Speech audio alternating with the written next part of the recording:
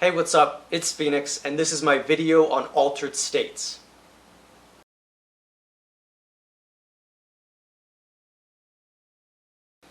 I'm Phoenix, and I'm very excited today to make this video on altered states of mind for my Mind and Art series. I'm very excited to be able to do this, so let's dive right in. But before I do, be sure that you check out my books on my author page, and I definitely encourage you to check out the playlist tab for more videos. I also encourage you to like, subscribe, and share, as that helps me a lot. And I definitely encourage you to check out my books and to leave reviews, as that definitely helps me a lot. And if you want to support the channel, subscribing and leaving reviews are two of the best ways that you can help me. Now, without further ado, let's dive right in.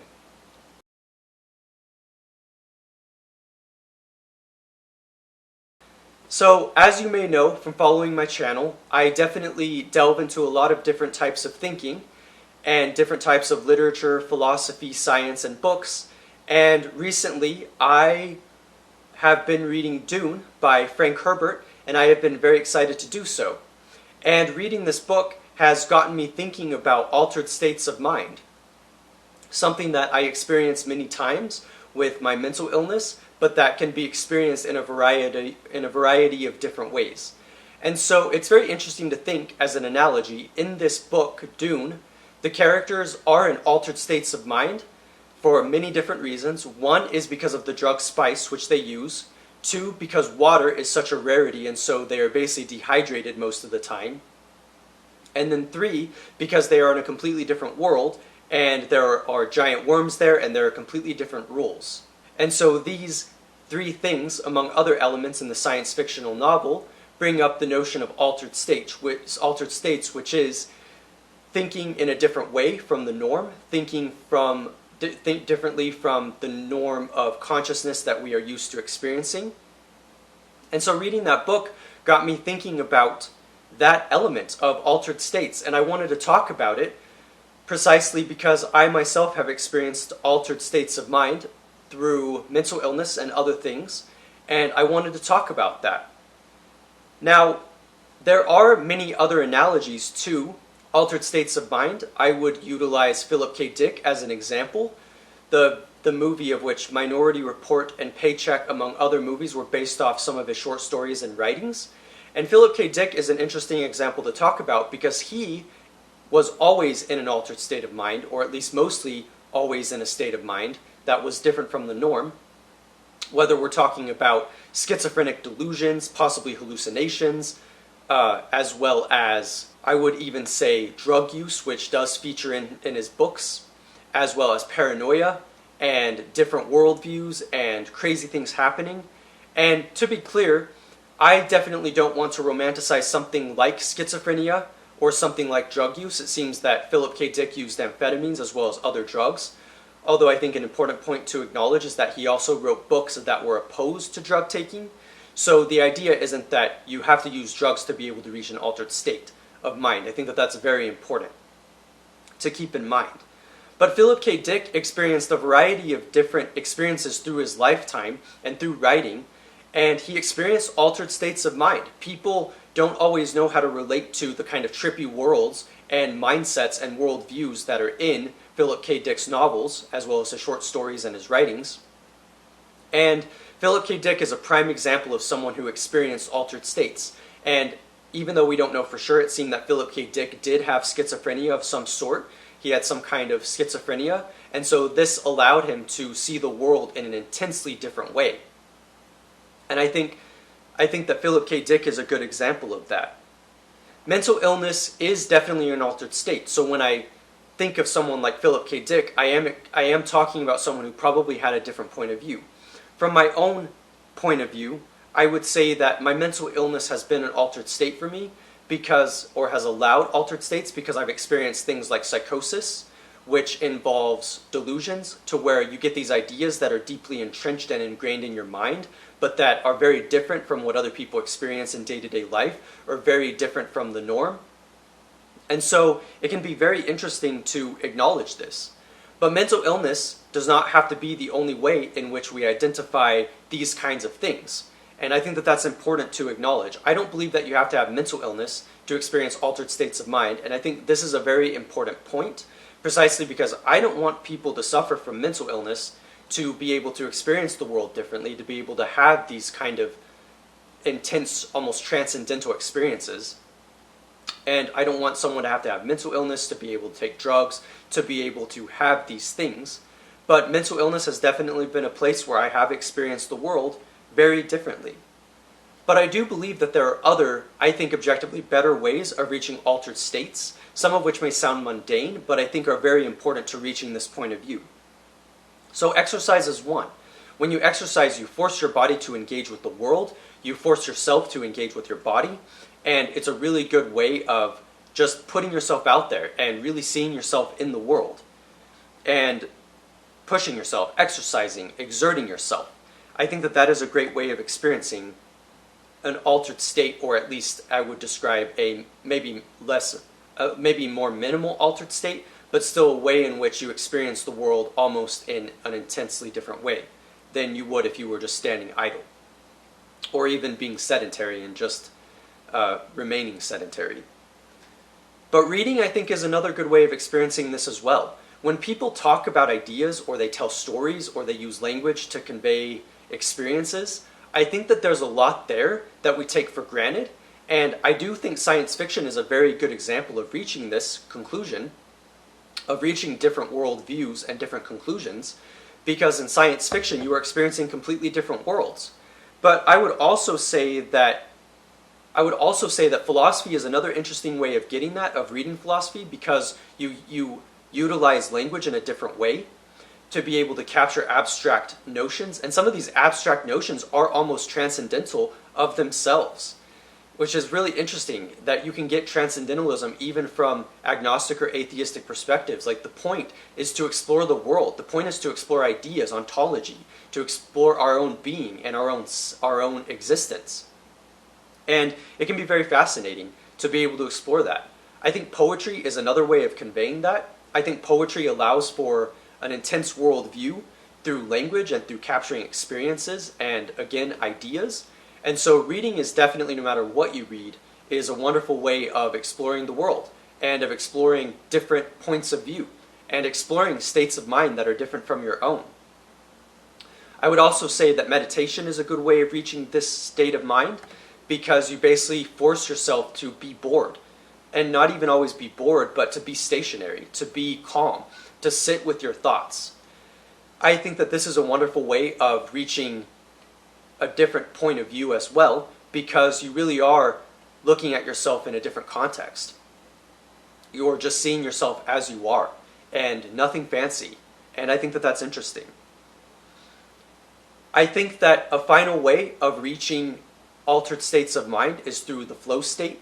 And the flow state comes from working hard on a project, and the project could be anything, whether art or for work or for any kind of thing that you're doing.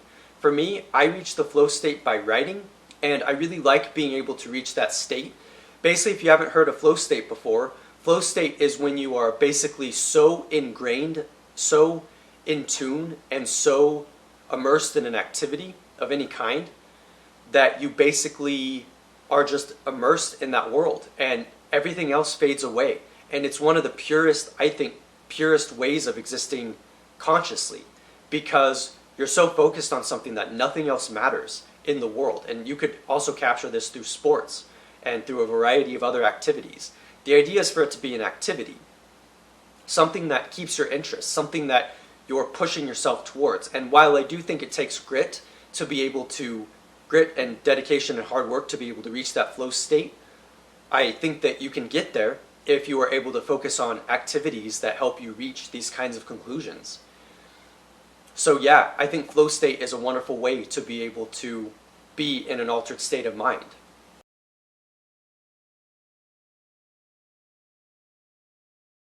Now, what is an altered state of mind? I think that this is a very good question. How do we reach these new states? I've definitely given some ideas of how to reach them. But what is the actual philosophy of alternate perspectives and of altered states of mind? The reason why this episode is part of my Mind and Art series is because I like exploring artists and art and ways of thinking about the world in a different way. And altered states is a wonderful theme in that specific idea. And so I wanted to talk briefly about writers and mental illness, writers and addiction. And as I said, I don't think that you need to have mental illness in order to have an altered state. I don't think that you should do drugs to reach the altered state. But I do definitely think that writers have had different perspectives because they are just completely, I wouldn't say completely, but they are off base from the norm.